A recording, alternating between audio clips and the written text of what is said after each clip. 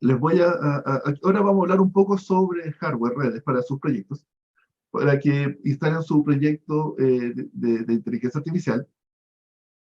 Lo tienen que desarrollar, claro, en su computador o en Colab si quieren, pero eso tiene, o en Jupyter Notebooks, pero eso tiene que salir de su computador y quedar instalado en una máquina. ¿Ya?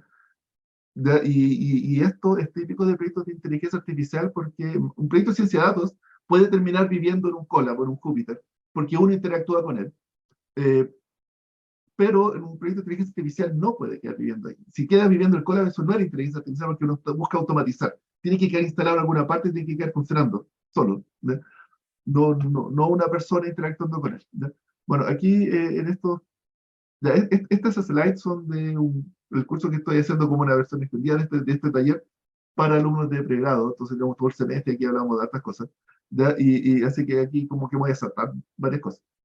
Y alguna de las cosas que hablábamos aquí a los alumnos de computación, les enseñaba lo que es un computador, ¿ya? Y que se arman un computador. Me he fijado que de repente ahora ya se perdió esto. Antes era común que uno, o sea, ahora era bien común uno aprender a armar computador y comprar piezas y uno armarse su propio equipo. Ahora hay varios estudiantes de computación que no hacen eso, que compran notebooks. ¿Ya? Y después compran notebook y el notebook queda obsoleto y compran otro notebook. Pero ya, resulta ser que, claro, eso escala, pero cuando uno quiere hacer cosas con entrenar modelos y dejar cosas funcionando, ahí el notebook queda corto. ¿Ya? Y en los proyectos de inteligencia artificial, los proyectos no pueden quedar viviendo en un notebook. Ya los notebooks se apagan en la noche, digamos. ¿Ya? Uno no deja el notebook entrenando unas semanas, se va a quemar. ¿Ya? Entonces uno tiene que saber usar computadores ya, de verdad. ¿Ya? Bueno, aquí lo que se habla como armar un computador. ¿Ya? Y las distintas piezas y habla un poco de hardware. Ya no es el punto de este curso. ¿Ya? Aquí lo motivaba que se armara su propio computador. Y después hacíamos una cotización. Y generar un computador decente, como porque uno puede armar un computador bien barato, pero uno que requiere un computador de edad decente sale a 2 millones. Por lo menos, 1,5 millones, 2 millones, ya como de presupuesto. Por supuesto que se puede hacer cosas más caras, pero sería ese el presupuesto y cada empresa no tiene que. Es una herramienta de trabajo, claro, no puedes comprar lo más barato, es como los gaffiters, las herramientas hacen el gaffiter. Y claro, y uno tiene que tener herramientas también de computador y hay que gastarse en sus herramientas. Si tienen que usar un computador malo, después no van a poder trabajar. Bueno, aquí también hablábamos un poco de redes. A ver, ¿qué les podría aquí comentar de redes? Que hay que saber un poquito de redes, pero mínimo, ¿cierto? Que lo que es un router, switch, hub. A ver, así como brevemente, ¿cierto? Hay una cosa que se llama acá, aquí, entendiendo la nube, ya como le llaman aquí. Eh, ¿Cierto? Los computadores tienen una red, la red se llama la red de Ethernet.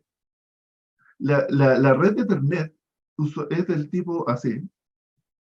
Los computadores se conectan todos a una única línea y un computador cuando quiere hablar con otro en realidad habla y le grita a toda la línea y le dice a la dirección tanto va este mensaje y todos podrían eventualmente escucharlo, ¿ya? Dentro de la misma red. ¿Ya? Y eso es lo que hacen, y esta red se puede conectar con otra red acá. Y aquí uno tiene que tener unas maquinitas que conectan redes. ¿Ya? Y esto puede ser algo tan simple como un hub. Un hub lo que hace es que lo que escucha que dicen por acá, lo repite para acá. ¿Ya? Y de repente no es muy bueno tener muchos hubs porque finalmente crea todos gritándose. ¿Ya? Y ahí es donde aparece una cosa que se llama el switch. El switch lo que hace es que si que conecta varias redes, sobre esto tiene varias bocas, y cuando se aprende un poco la red, entonces cuando dice va un mensaje para cierta persona, entiende para dónde tiene que replicar el mensaje. No lo repite para todas partes. ¿Ya? Y los routers hacen eso, pero además saben tablas de ruta, entonces porque un hub solamente se sabe la red local. En cambio, los routers saben más caminos, porque tienen que tener tablas de ruta. Ya, bueno. Ya. Todo esto porque quería hablar lo que es sobre NAT. NAT, ¿qué es NAT? NAT es una forma de comunicarse que es la base de las redes locales, de que funciona Internet ahora. ¿Cierto? Nosotros tenemos está lo que se llama las redes internas, y Internet. ¿Ya? Cuando uno tiene un computador, acá, aquí va a haber un router, de aquí está en esta puerta de entrada, y este conecta con Internet, aquí con todos los computadores de Internet. ¿Ya? Y aquí está mi red local, que lo voy a poner así. Aquí tengo el computador de mi casa, el televisor, el notebook, y todo esto está conectado, y esa es la salida. ¿Ya? De ahí me quedo mi arquitectura de red. ¿Ya? ¿Ya? Aquí con otro color, cuando un computador se quiere conectar a Internet, claro, aquí adentro hay una red local, y esta red local usualmente uno usa direcciones, hay un par de direcciones, por ejemplo, la 192.168.xx. Estas redes, estos son números IP, estos números IP son comúnmente usados para redes locales. Es decir, en Internet no hay un computador así público, no hay un computador que tenga este IP, porque están reservados para que uno haga redes locales. También las 10.x y se me olvidó un par, porque son un par de direcciones. ¿Ya? ¿Por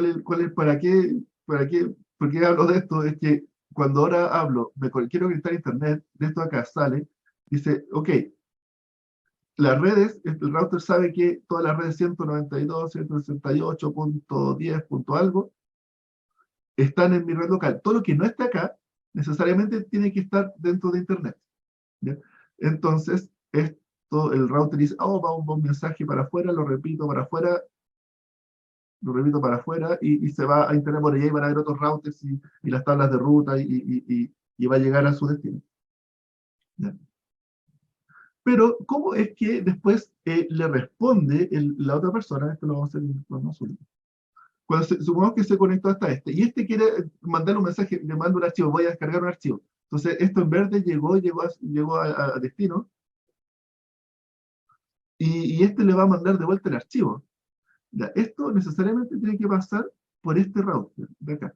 Pero este router tiene una dirección pública, digamos, una dirección 150.25.10.40, por decir un nombre.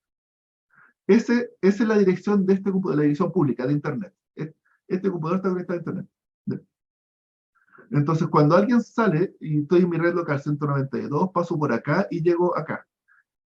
El de acá ve que se está conectando desde esta dirección, desde el 150, y le manda de vuelta el archivo aquí, pero este router sabe, este mensaje, esta conexión que me está mandando de vuelta, estaba hablando de esta persona, y se lo devuelvo a él.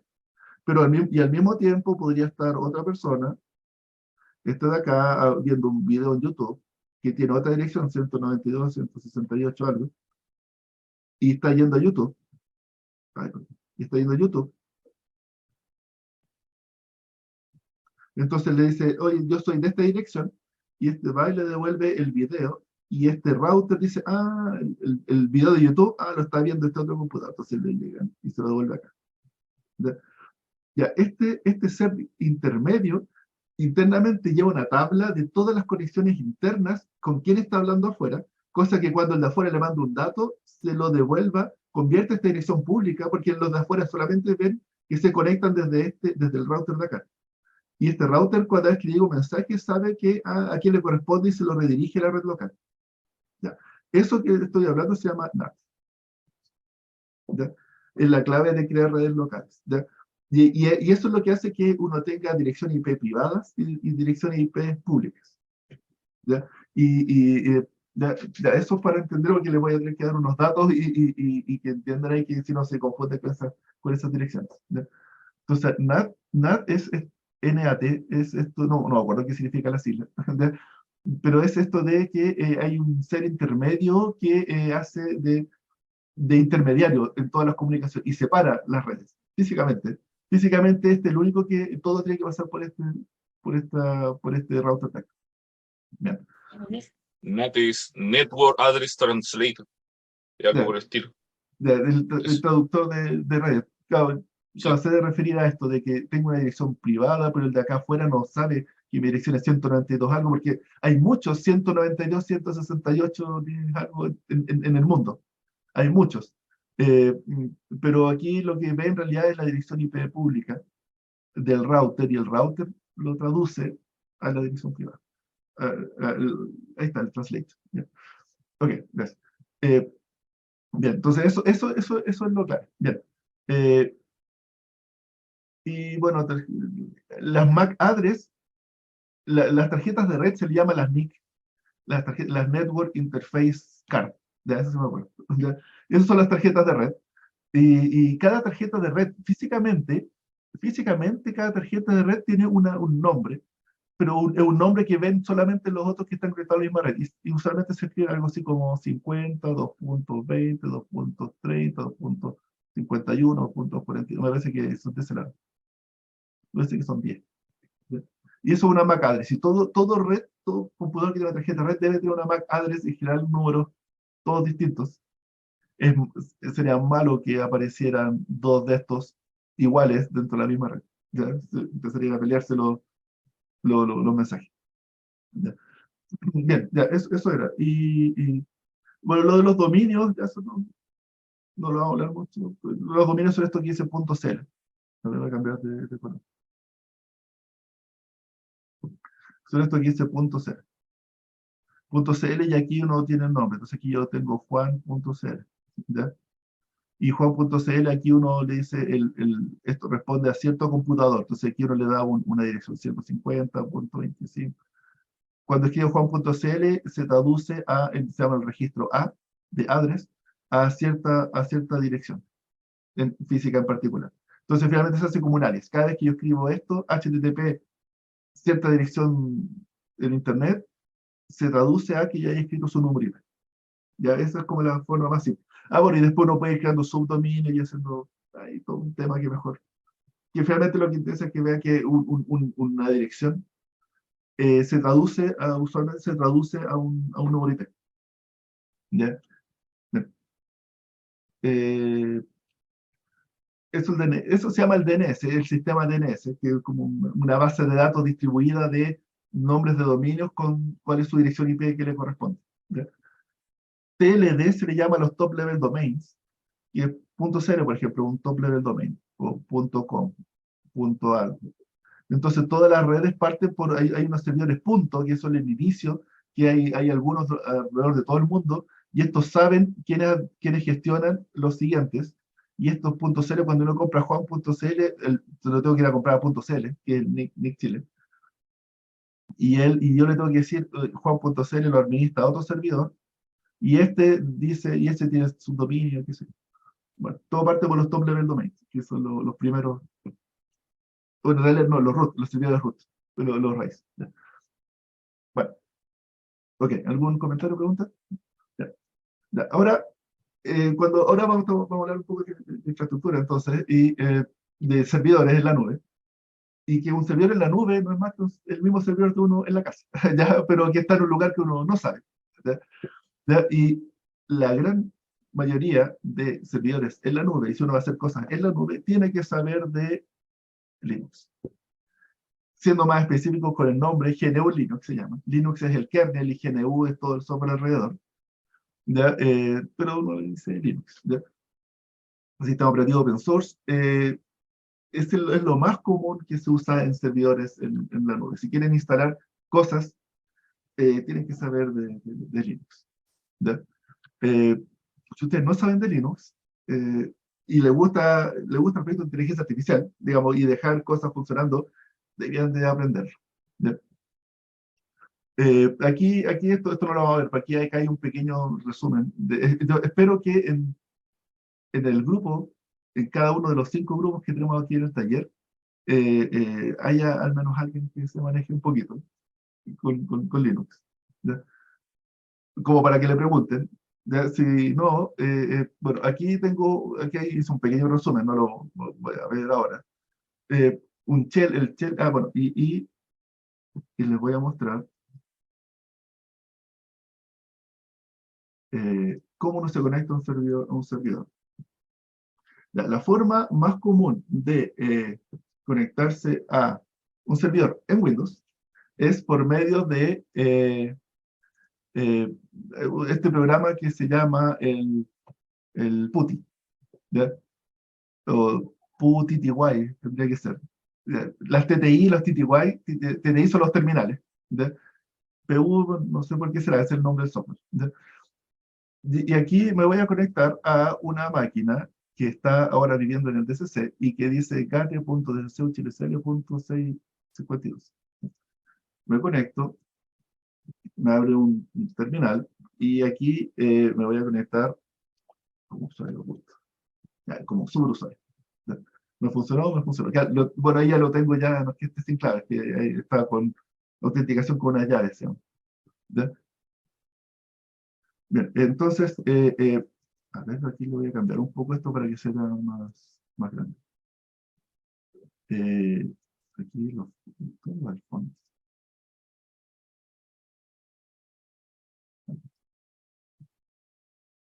Vamos de 12. Y los colores parece que no tiene mucho. Bajémoslo un poco.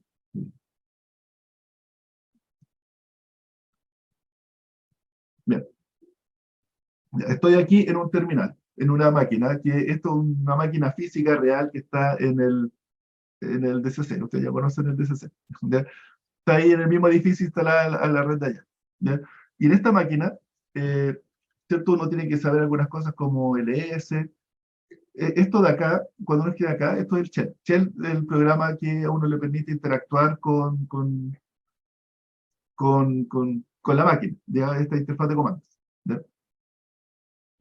La interfaz de comando tiene, por ejemplo, si defino variable, variable igual 288 eco pesos variable. ¿Ya? Esto puede ser variable. Eh, eh, Uno puede hacer un ciclo, por ejemplo, acá hay dos, for y asterisco. Bueno, mira, eco, hola, eco, bueno, ya dice eco pesos variable, entonces uno puede hacer for y asterisco, eco pesos y tone. Y lo que hice fue un pequeño programa que hace un ciclo sobre los archivos que hay ahí. ¿Ya? De ahí eso es lo que dice ahí. Entonces, en Shell uno puede hacer pequeños programas y uno va manejando el computador, los archivos, y el Linux es bien cómodo, es bien poderoso el Shell, bastante más que el de Windows. ¿Ya?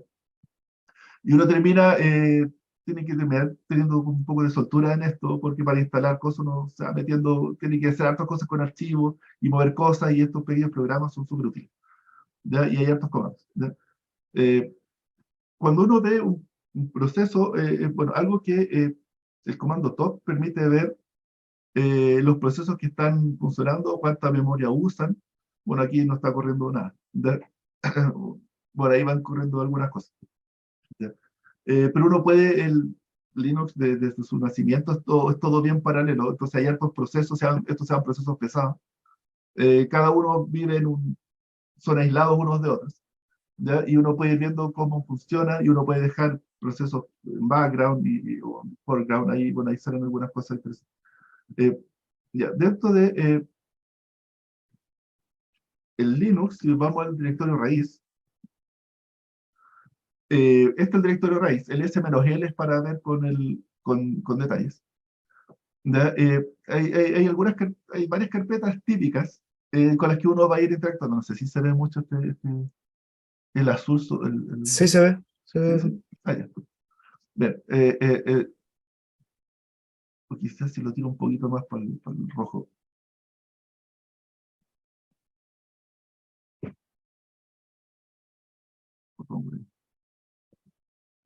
No cambió nada. Ya. Bueno, dentro de estas carpetas, las que usualmente ustedes van a usar son en la carpeta Home, ahí van a ir apareciendo usuarios. Ya cuando ustedes se conectan a una máquina, cuando uno se conecta como root, hay una carpeta, el home del usuario root es el usuario root. PWD es la carpeta en la que estoy parado. ¿Ya? Entonces, estoy en la carpeta root. Es el home del root, que vive en otro mundo aparte. ¿Ya? Todos los usuarios viven en la carpeta home, y después se crea una carpeta por usuario. ¿Ya? Claro, aquí yo tengo la carpeta J Barrios, que es el usuario con el que me conecto a esta máquina. Aquí yo estoy conectado como usuario root. ¿ya? Y ahí, bueno, hay datos antiguos, VirtualBox, vamos a hablar eso está creado aquí como una carpeta. Lost más Found, que está ahí, es una carpeta porque esto en realidad es otro disco, un disco aparte. Y cada vez que uno monta un disco aparte, aparece una carpeta, en Linux aparece una carpeta Lost más Found, que es cuando se hace un chequeo de disco y encuentra archivos sueltos, los va dejando acá. ¿Ya? Entonces uno puede ir viendo, porque finalmente es distinto en Windows está la carpeta C, D, E, y uno crea discos.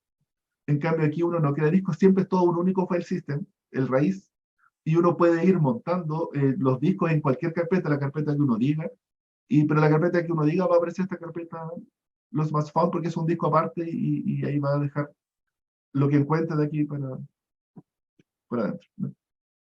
Eh, otra, de J. Barrios, y el usuario root puede mirar que lo que tengo aquí no tengo mucho, pero lo que les quería mostrar es este ls-la, el menos LA, el menos L es para que muestre como una tablita, el menos A es que muestre los archivos ocultos. Los archivos que parten con un punto son archivos ocultos. Entonces cuando uno hace ls no aparecen. De aquí si hago ls, van a aparecer estos dos, git y snap. Pero habían otros archivos y parten con puntos. Ya eso es algo que saber. Aquí también se ve otra cosa, que es los permisos. Cuando uno está en esta cosa, hay problemas de permisos. ¿Y qué es lo que dice acá? Porque dice Barrios. Es porque la primera columna es el nombre de usuario y la segunda es el nombre del grupo. ¿Ya? En todo en Linux los permisos se definen mediante 3 niveles. ¿Ya? Está el usuario, uno dice ID Barrios. El usuario Barrios tiene ID numérico, el UID 1000, y tiene el grupo del usuario. Entonces hay grupos que en realidad son como etiquetas. ¿Ya? Y está asignado al grupo J Barrios. Eso es la forma típica en que se crea un usuario nuevo independiente. Crea un grupo único para ese usuario. ¿Ya? Además, uno puede irle asignando otros grupos, como grupos secundarios al usuario. Y ahí van apareciendo, claro, aquí no hay mucho más. ¿Ya? Pero a veces uno le define otros grupos para, eh, por ejemplo, los que pueden montar un pendrive, los que pueden acceder a la tarjeta de sonido. De repente uno va creando un sistema de permisos mediante asignándolo a algunos grupos específicos. ¿Qué grupos existen? Eh, eh, para ir a ver cuáles son todos los grupos definidos, hay una carpeta especial aquí en el raíz, que es la carpeta etc. La carpeta etc es la de configuración. En la carpeta etc está lleno de archivos de texto, en general todas las configuraciones son a través de archivos de texto, y todo el archivo de configuración en general están todos aquí dentro de la carpeta etc. Por ejemplo, está la carpeta groups, group, o sea, el archivo group. Y group es un archivo de texto donde muestra todos los grupos que existen. ¿Ya? Y por aquí tendría que estar el grupo J Barrios. Este es el grupo J Barrios, de 1000. Y no sé, y ahí van apareciendo algunos grupos, algunos software, cuando se instalan, definen grupos. Bueno, ahí tienen su ID, definen grupos que después uno se los va asignando a los usuarios para darle como permisos para ciertas funcionalidades. ¿Ya? Y cómo uno ve los usuarios, mediante dos archivos, uno se llama el passwd, el archivo passwd muestra a los usuarios que están definidos, el usuario root, y cada vez estos son por usuarios de sistema, se llama, pero si vamos al final, tiene que estar ahí está el usuario JBarrios. ¿Ya? Y el usuario JBarrios dice el nombre de usuario, aquí está el ID de grupo, o sea, el ID de usuario 1000 y el ID de grupo, donde está su home, ahí cuál es el shell que ejecuta. Entonces, estos que dicen no login son usuarios que no se van a poder conectar, por eso son usuarios de sistema. En cambio, este sí tiene un shell asociado y sí va a poder conectarse. ¿Ya? Vean, esta columna aquí es un X porque aquí estaba la clave antes. Eh, en versiones muy antiguas de Linux, aquí se guardaba la clave del usuario. Pero un problema porque a veces uno necesita ver qué usuario hay en el sistema, pero no quiere verle las claves. Entonces, pues, hay otro archivo que se llama Shadow, ls-l, el grupo, el archivo passwd tiene permiso. Ah, por aquí me va a permitir ver esto. Esto de acá son los permisos de un archivo. Los permisos de un archivo, como aquí lo tengo en las slides. Aquí está. Los permisos de un archivo se definen 3 niveles de permisos para el usuario. Cada uno tiene permisos R, lectura, R, W de escritura y X de ejecución, para ejecutar el archivo, para correrlo, digamos. RWX. Y entonces estos son los permisos del archivo para mí mismo, para el dueño de este archivo, tiene permisos de lectura y escritura. El segundo grupo de 3 son los permisos que tiene usuarios del mismo grupo. Entonces está a nivel de grupo. Y el tercero son los permisos del resto, de otros. Entonces, cuando tiene una R ahí, es porque cualquier usuario de cualquier otro grupo, tiene permisos de lectura. ¿Ya? Entonces, este archivo de acá, el archivo passwd, lo puede leer todo el mundo. ¿Ya? Pero hay otro archivo que se llama shadow. Y el archivo shadow no tiene permisos de lectura, no tiene permiso, este no lo puede leer nadie, solamente el usuario root, o los usuarios que pertenezcan al grupo shadow, ¿ya? Que son los administradores solamente. Y si lo vamos a mirar, es un archivo que es muy parecido al archivo password, pero que aquí está la clave. El usuario JBarris tiene esta clave. ¿Ya? Por eso, no es esa clave, es un hash de la clave. ¿Ya? ¿Ya? Pero ese es como el hash de la clave. Los hash, en general, uno viendo el hash, uno no puede saber cuál es la clave, a menos que sea una clave muy simple. ¿Por qué? Porque uno puede por fuerza bruta ir probando, es más o menos directo, probar todas las posibles combinaciones de largo 5, par de segundos. Y entonces uno puede ir probando qué clave de largo 5 es esto y no lo puede descubrir fácil, si es una clave corta. De largo 6 se demora un poco, de largo 7 ya se demora mucho tiempo. ¿Ya? Entonces, claro, uno no quiere que esto sea público. Si uno cambia la clave, bueno, se guarda, se cambia. ¿Cómo se cambian los permisos? Chmod, y chmod es para cambiar los permisos. Y chown es para cambiar el usuario. Ya esto lo dejo porque a veces uno, cuando está instalando cosas en los servidores, uno tiene que andar usando esos comandos. Ah, y el otro comando que es común es el comando, hay un comando que se llama su. Su es para convertirse en un usuario. Entonces ahora yo soy el usuario JBarrios. Es como que hice login como JBarrios aquí. Tengo mi ID, y si yo quiero ir a ver al etc y ver el shadow, no voy a poder.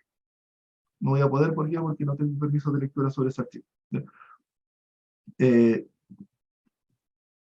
pero si es que quiero hacer un comando como root, lo más común es hacer el comando sudo. A ver. Ya, no, JBarrios no puede hacer sudo. Ya. Bueno, pero sus usuarios sí van a poder. Uno comúnmente usa usuarios que pueden hacer su. Cuando dice sudo ls, ejecuta el ls como usuario root. Es como convertirse como usuario root solo por el comando solamente. Y después volver a ser el usuario típico, el usuario de bajo nivel. Es convertirse en superhéroe, pero por un comando. Es el comando sudo. Sudo y lo que viene después. Eh, ya. Y el otro que es común, voy a volver aquí, lo acabo de hacer, es para editar archivos de texto. Uno tiene que estar comúnmente modificar archivos de texto acá. El editor más universal que hay en Linux se llama VI, o Vim, porque ahora en realidad se llama Vim. ¿Ya? Y aquí uno le pone el archivo echado y lo va mostrando. Pero ahora el VI es el mismo que el Vim. Vim era la versión mejorada, pero después de un tiempo, y VI es la versión antigua, pero ahora VI y Vim son sinónimos. ¿Ya?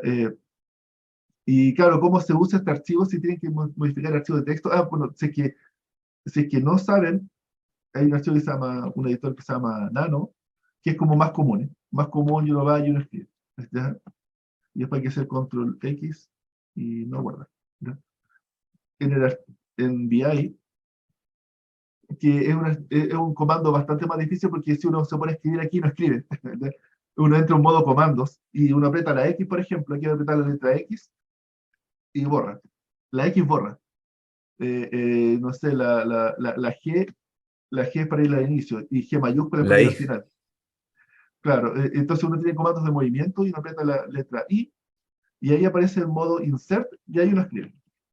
¿Ya? Y uno Mm. aprieta la tecla escape y dejo de escribir y ahora sí me muevo. De hecho, aquí me estoy moviendo con las flechas, pero con las letras también se mueve. La F, la K, la H y la L. ¿Ya? Entonces, estos dos modos hacen que VI de repente es medio difícil de entender al inicio, pero después que uno entiende, es súper poderoso. Y es un editor súper interesante. ¿Por qué? Porque si uno quiere moverse 5 líneas para abajo, le dice 5, presiona la tecla 5 y luego para abajo y se mueve así. 20 abajo y bajo.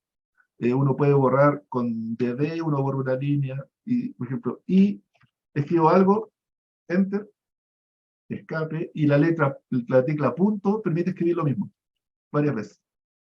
Punto es hacer lo que hice recién varias veces. ¿Ya? O quiero, no sé, etc. Entonces es como bien, es un editor que si después uno lo maneja, y cuando hay conexiones lentas, es súper cómodo porque si hay que hacer varias acciones, eh, uno no tiene que ir moviendo y esperar que se mueva el cursor, sino que uno puede hacer, uno después va funcionando eh, más rápido. ¿Ya? Y uno no tiene que esperar que el cursor vuelva porque uno como que va haciendo pequeñas series de comandos. Bueno, si no lo saben, les recomiendo. Para salir, dos puntos Q y signo de exclamación. Ahí Jorge publicó un pequeño cheat sheet, si se llama eso, que son las... A ver, lo voy a mostrar.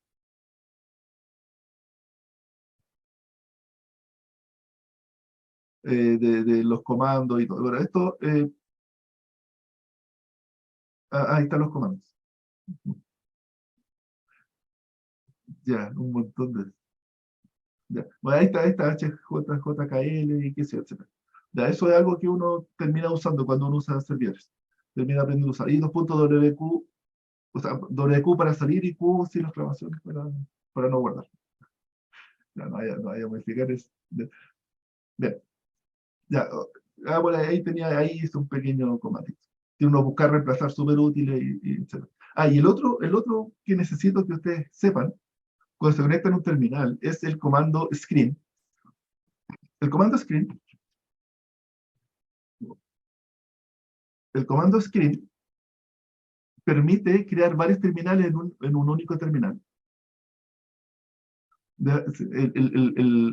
¿Qué es lo que, o sea, aquí voy a decir, hola, voy a estar en el ES, no, el comando no existe, el ES, y voy a ir al home, y que eso voy a hacer esto. Ahora, voy a hacer la tecla Control A es para entrar a los comandos de screen, Control A, y la tecla C para crear, y creo un nuevo terminal.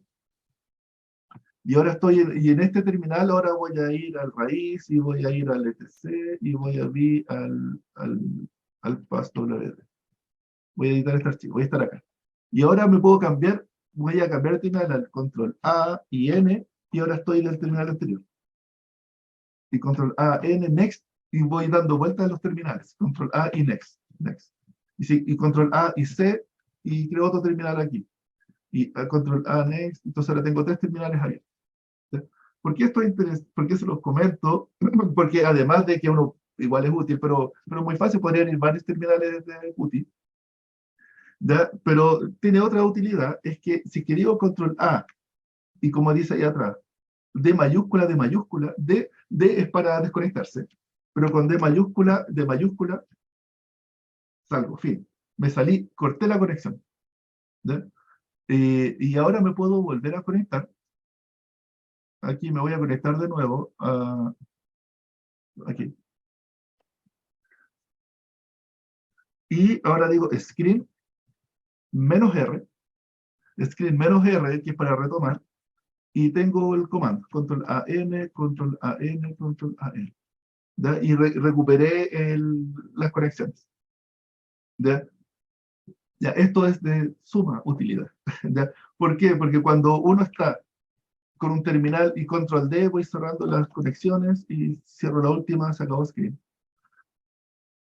De ahí salí.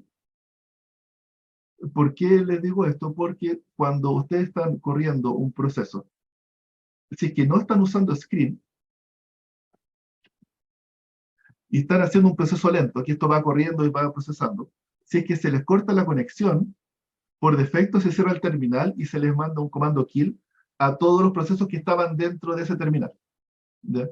Entonces, uno no puede dejar procesos corriendo y bueno, una forma, la forma diría que para mí más cómoda de dejar procesos corriendo es mediante Screen, dejar los terminales abiertos.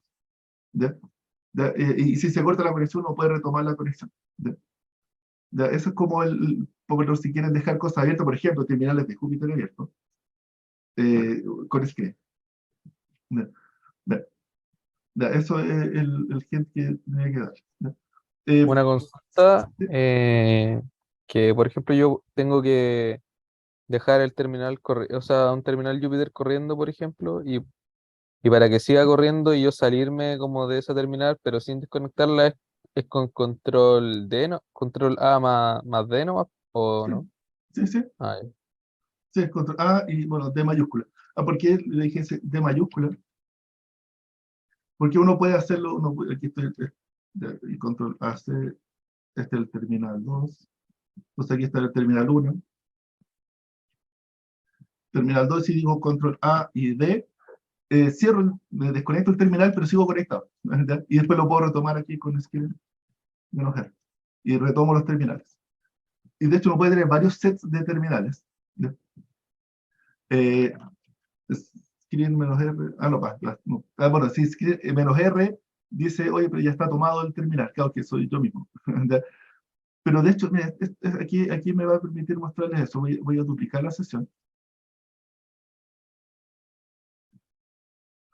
Porque de repente ustedes van a estar compartiendo el computador.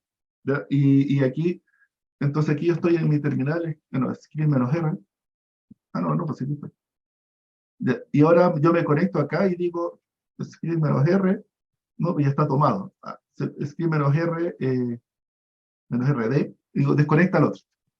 Y ahora yo me hice el terminal, control A, N, en el terminal de abajo y el de arriba lo desconecto. De ahí uno se puede quitar los terminales. Claro, usualmente lo puede hacer uno mismo, pero si hay varios conectándose con el mismo usuario, uno puede, hay que tener ojo con eso. Entonces uno puede tener, este acá arriba podría crear otro screen distinto. ¿Ya? Y este acá también. Y cada uno tiene su propio screen. El tema es que después cuando se desconectan hay que retomarlo y ahí es donde ahí van a ir apareciendo los ID para saber cuál, si es que hay varios terminales desconectados y yo me quiero reconectar, tengo que ver cuál era el mío. ¿Ya? Por ahí van a aprender. Si es que se conectan varios al mismo tiempo. Ya, ya, ya. Eso era lo otro que tienen que saber. Ok, ok. Ahora, em, un, uno puede ejecutar comandos. Bueno, aquí uno se conecta en forma remota a el servidor. Pero uno no, aquí no hay interfaz gráfica, son puros comandos. Uno no puede abrir una pantalla así, digamos, el Firefox o algún editor de texto visual, ¿cierto? Porque uno está por un terminal. ¿Ya? ¿Ya? Pero eh, uno sí puede hacerlo. Es, eh, a ver, aquí voy a aquí. En Linux, el administrador de ventanas, en Linux una de las diferencias con Windows es que el administrador de ventanas es un programa más. En Windows, el administrador de ventanas es como el sistema operativo y está muy ligado el sistema de ventanas con respecto a lo que es el sistema operativo. ¿Ya? En cambio, en Linux, el sistema de ventanas es un programa más que tiene sus programas con interfaz gráfica. ¿Ya? Y de hecho hay un protocolo de comunicación de un software con la interfaz gráfica, para decirle, oye, muestra la pantalla, haz clic en este botón, muestra botones, y hay un protocolo. ¿Sí?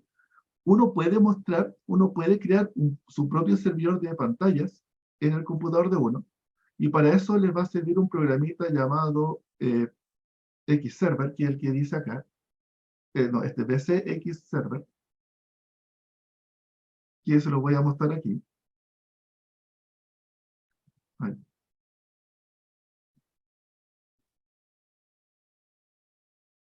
y está acá. Le digo next, next, Next, finish, ya, eso. Y ahora yo tengo un servidor de ventanas de Linux en mi computador. Y cuando uno se conecta por SSH, dentro de las opciones, aquí vamos a estar, cuando uno conecta a un nuevo terminal, aquí va a estar la opción de SSH de, se activan esto, X11 se llama el administrador de ventanas. ¿Ya? Uno puede, bueno, y este lo tengo activado. Uno puede, por ejemplo, un programita, a ver, ahora que lo tengo activado, me voy a conectar de nuevo al software este, le pongo root del X2, y ahí, acá.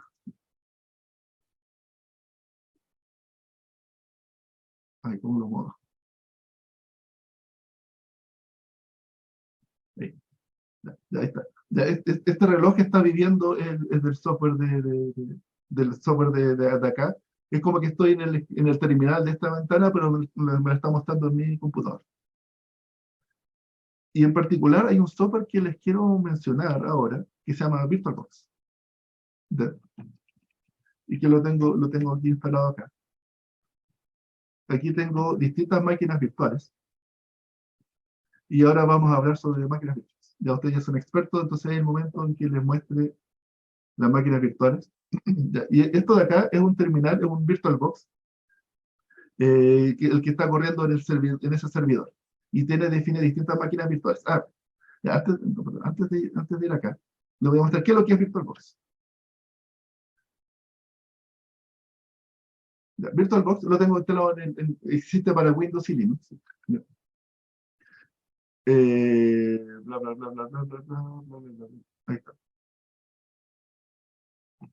Ya, VirtualBox permite crear máquinas virtuales. ¿Qué es una máquina virtual? Es un programa, que puede crear una máquina dentro de otra máquina. ¿Ya? Entonces aquí yo voy a crear una nueva máquina virtual. Por ejemplo, esto pruébelo, se los recomiendo que lo hagan para que vean cómo se hace. Voy a crear una máquina de prueba y va a quedar viviendo ahí y va a tener un software. Hay que decirle qué es lo que uno le va a instalar. Entonces voy a instalar un Ubuntu. Uno le asigna memoria y dentro de la memoria mi computador tiene 16 gigas. Entonces es como que crea un programa que va a ocupar aquí 2 gigas de memoria. Entonces para el sistema operativo del mío aparece un programa que ocupa 2 gigas, pero en realidad lo que está haciendo es que voy a crear una pequeña máquina virtual con 2 gigas para esa máquina. ¿Ya? Y digo, créalo, y va a crear un disco que se va a llamar prueba, y créalo. Aquí está la máquina virtual. Y lo que hay que hacer aquí es que cuando uno tiene una máquina, uno tiene que ponerle un disco de inicio. Entonces aquí voy a hacer un disco de inicio. Y aquí yo he descargado Ubuntu, el Ubuntu Live Server, el Ubuntu Desktop, supongamos. Entonces voy a instalar Ubuntu Desktop, como que lo puse en el lector de CD de esta máquina. Ya, el otro día está instalado VirtualBox, pero no correo en los Mac. No, correo en los Mac con procesador ARM. Tuve que usar la versión anterior. Sí, sí, VirtualBox corre. Bueno, el Mac no sabía. Bueno, entonces le doy Desktop, OK, y ahora le doy Start a la máquina. ¿Y qué es lo que va a hacer cuando aparece?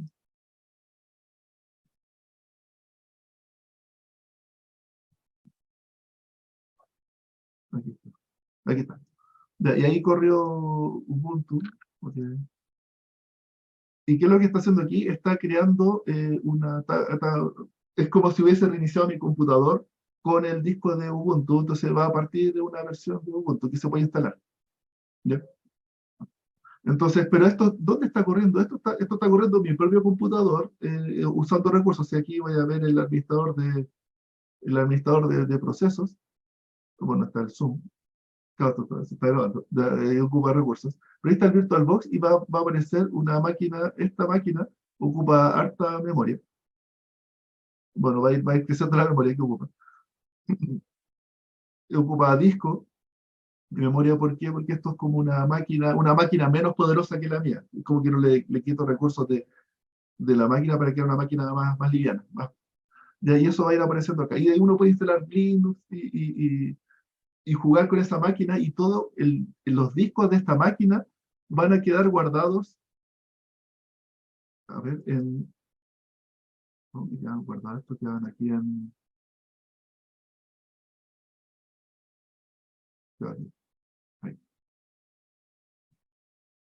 En usuarios, bueno, el nombre de usuario VirtualBox. No, en documentos parece. No, no. No sé dónde quedan. A ver, aquí tiene que decir. User VirtualBox VMs.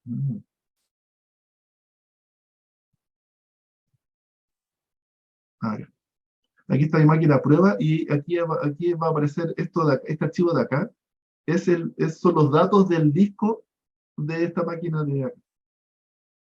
¿Ya? Bueno, y aquí, si ustedes no tienen, pero le puse 3. Bueno, aquí le pueden instalar y pueden crear y pueden aprender a cómo se instala Ubuntu. Ya lo voy a cerrar. Power off nomás. Bien. Ya. Esto de las máquinas virtuales es algo que todo Internet, toda la nube está hecho de máquinas virtuales actualmente. ¿Ya? Y por eso es necesario que ustedes conozcan y tengan un poco de soltura con lo que son las máquinas virtuales. ¿Ya? El tema con una máquina virtual es que uno puede crear muchas máquinas independientes unas de otras, con menos recursos, y esta máquina se llama los guests, y el host es la máquina eh, principal, ¿ya? La que es dueña de donde se corre finalmente, digamos, el hardware. Ya esa es la máquina host. Y los guests son las máquinas que uno va creando. ¿Ya? Eso es lo que dice acá. Eh, Cuando uno crea máquinas virtuales, ¿por qué es tan útil esto de crear máquinas virtuales? Es porque estas máquinas que están acá, uno puede jugar un poco en esta máquina, uno instala el software que uno quiere, pero es muy común, por ejemplo, uno puede copiarlas. Y uno puede, si tengo un computador configurado y con algún software está funcionando, lo puedo clonar y creo otro computador idéntico a ese con el mismo disco, con los mismos servicios. ¿Ya? Eso es útil. O puedo, por ejemplo, sacarle un respaldo de forma fácil, sacarle una imagen al disco y puedo crear otra máquina que era una copia de la anterior. Entonces puedo respaldar la máquina virtual completa.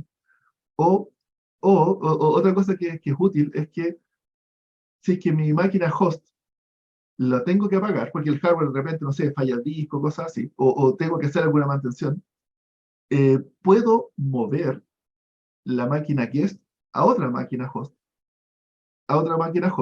y va a quedar igual y de hecho las personas no se van a dar cuenta. Bueno, en VirtualBox hay que apagarla y moverla, ¿ya? Pero en sistemas más avanzados de virtualización, con dos máquinas pueden traspasar la máquina de un host a otro host con un congelamiento, eso sí, del guest. Se congela mediante unos segundos y se pasa de una máquina a la otra y luego sigue corriendo. ¿Ya? ¿Ya? Y eso es súper útil porque uno puede las máquinas subirlas y bajarlas, las máquinas físicas, y las máquinas virtuales nunca se bajan. ¿Ya? ¿Ya? Y eso es como útil. Entonces la virtualización desde que comenzó ha ido agarrando valor porque es súper útil para crear sistemas eh, que funcionen siempre. ¿Ya? ¿Ya? El software más común se llama VirtualBox, que es el software gratuito, básico, digamos. Un software más avanzado se llama el VMware, que entiendo que es de pago. Al inicio me acuerdo de haberlo usado y era gratis, ahora entiendo que es de pago porque tiene estas funcionalidades que les digo, como de crearle, mientras la máquina está funcionando, si es de pago, mientras la máquina está funcionando, uno puede hacerle un respaldo. Eso se llama los snapshots. Puedo sacarle un snapshot y la máquina en cualquier momento va calculando copias y va calculando diferenciales de las copias. Entonces es súper fácil sacarle respaldo a una máquina y después de esos diferenciales sacarle un duplicado y crear un nuevo clon. Ya, bueno, ya, eso es lo que tengo que comentar con respecto a máquinas virtuales. ¿ya? En particular, bueno, aquí le acabo de mostrar una que está corriendo en mi máquina, en mi notebook, pero ahí están las máquinas virtuales que están corriendo en este software, en esta máquina, que es lo que le mostré aquí con VirtualBox. Corriendo VirtualBox en Linux, aquí van a aparecer, entonces ahora voy a cerrar el VirtualBox de Windows. Aquí estoy conectado digamos, el terminal de la máquina que está en el DCC, y tengo 5 máquinas virtuales que están corriendo. Y bueno, tengo 6, esa es la mía, ¿ya? Y estas las voy a ejecutar, las voy a correr. Cuando las voy a correr, hay 3 formas de correr una máquina virtual, al menos aquí en VirtualBox. Cuando se corre normal, no es lo recomendable ahora, ¿ya? Cuando se corre normal, lo que hace es que se abre la ventana, bueno, cuando lo abrí en Windows, ahí se abrió por defecto normal, y se abre la ventana, y si uno cierra la ventana, se cierra la máquina virtual, ¿ya? Cuando uno dice headless, es que corre la máquina, pero la ventana no la veo, porque la verdad es que no me interesa la ventana, porque después me voy a conectar por red. Y eso es lo que estoy corriendo. Entonces ahora estoy corriendo una máquina, y aquí uno puede ver un preview de cómo es el terminal, pero el terminal nunca voy a conectar a él, ¿ya? Y detachable es que uno parte con el terminal abierto, pero si uno lo cierra, no se cierra la máquina virtual, sino que se cierra nomás la pantalla y sigue corriendo por abajo, como si fuera headless, ¿ya? Entonces ahora voy a correr estas máquinas como en formato headless.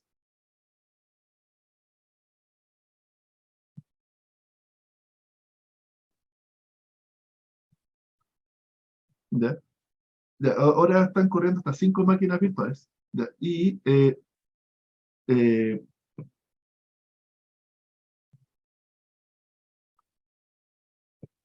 bueno, aquí les voy a enseñar un truco. Aquí no, ¿por qué? Porque cuando uno escribe un comando, el terminal quedó tomado con el proceso. Y cuando cierro esto, claro, ahí recupero el terminal. Para cuando les suceda eso, uno puede, uno dice control Z, y el proceso quedó suspendido. De hecho, ahora esta ventana no va a funcionar bien, no va a hacer nada. ¿Por qué? Porque el proceso está suspendido, ¿ya? Y si le digo FG es foreground, retomo el proceso. Aquí volvió. Pero mucho más interesante si es que ahora digo suspender, recupero el terminal, el proceso queda, uno dice PS para ver los procesos, y ahí está el proceso detenido. Y uno dice VG, córrelo en background, el último proceso. Y ahora esto está corriendo, y ahora está corriendo en background, y ahora tengo el terminal. Ya ahí, pero el proceso sigue corriendo. Ya, eso es como algo que es útil. Ya, control Z y VG. Entonces aquí están los terminales. Y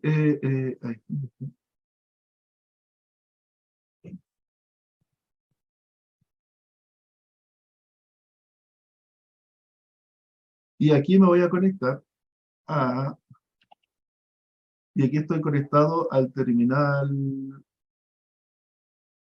al taller G1. ¿Ya? Y dentro del G1, que esta es la máquina de ustedes, bueno, la del grupo 1, sí. ¿Ya? Hay un usuario creado que se llama el usuario llamado usuario. ¿Ya?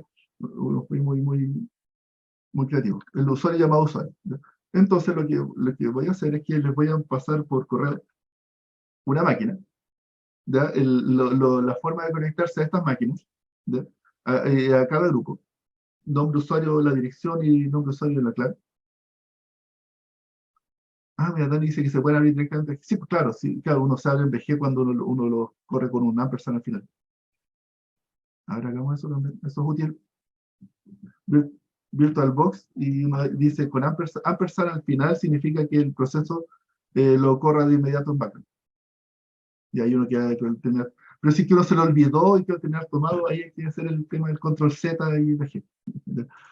Bien,